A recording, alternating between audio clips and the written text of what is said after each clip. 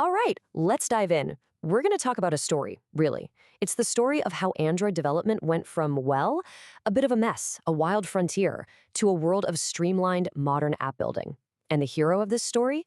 A powerful toolkit called Android Jetpack.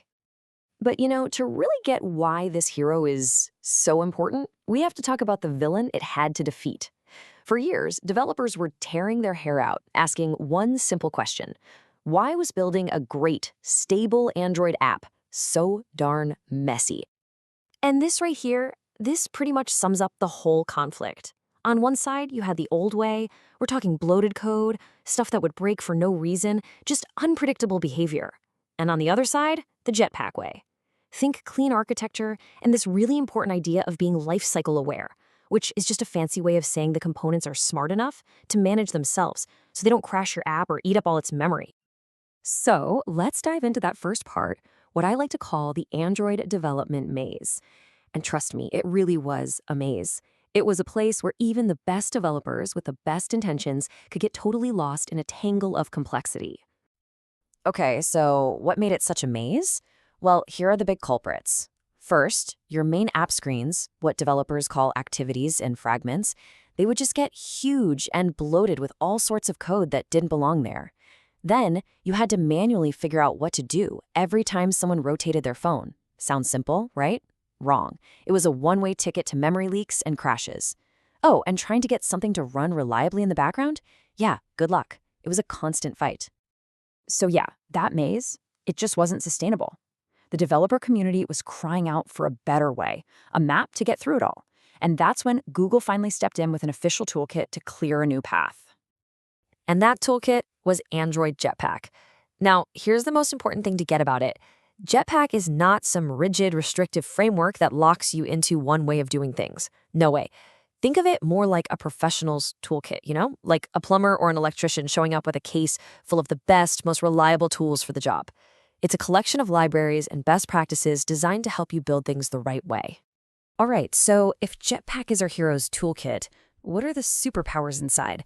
How does it actually fix all those problems we just talked about? Well, it all comes down to a set of really powerful individual components. So Jetpack itself is broken down into 4 main categories. You've got architecture, UI, behavior, and foundation. Now, they're all super useful, but for this explainer, we're going to zero in on the 2 biggest slices of this pie, the ones that have made a truly massive difference, architecture and UI.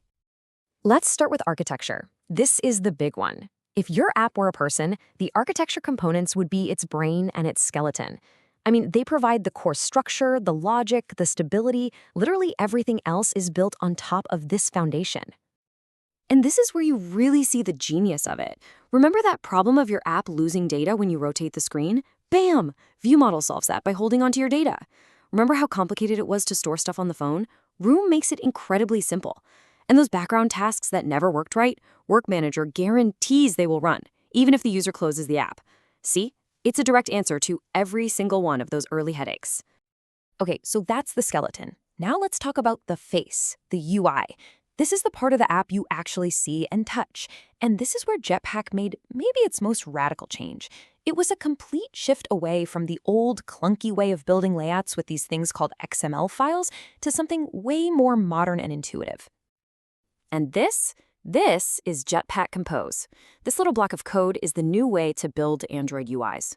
So forget about fighting with complicated XML files. With Compose, you just describe what you want right in your code. You say, hey, I want some text that says, hello, whatever the name is, and boom, Compose figures out how to draw it. It's what we call a declarative approach. You declare what you want, not the step-by-step process of how to build it. It's so much simpler and leads to way, way less code.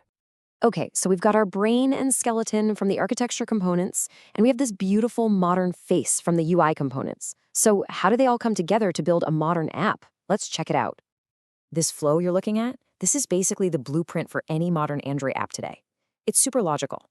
Data starts at the source. Maybe it's from the internet or a local database that Room is managing. That data flows into what's called a repository, which is just a single place for all your data. The view model then grabs what it needs and gets it ready for the screen.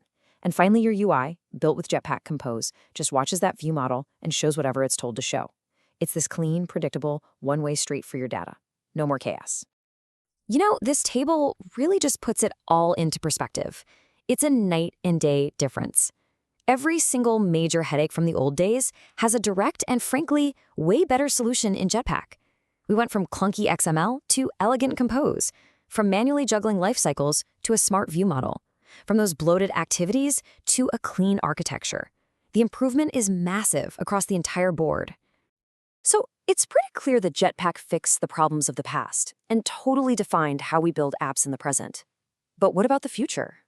The cool thing is, this toolkit isn't just sitting still. It's the launchpad for everything that's coming next. And that future looks really exciting.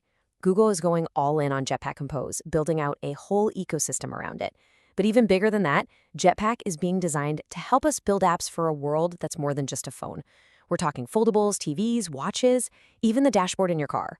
The goal is to have one powerful, unified way to develop for any screen, anywhere. So after all that, what's the one thing you should walk away with? It's this.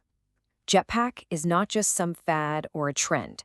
It is the modern, official, and future-proof way to build for Android. Period. And that leaves us with one last big question to chew on. As our world gets filled with more and more devices, new form factors, and as AI starts to change everything, doesn't a standardized, powerful toolkit like Jetpack become absolutely essential? You have to wonder, is this the key that will unlock the next generation of apps, no matter what screen they end up running on?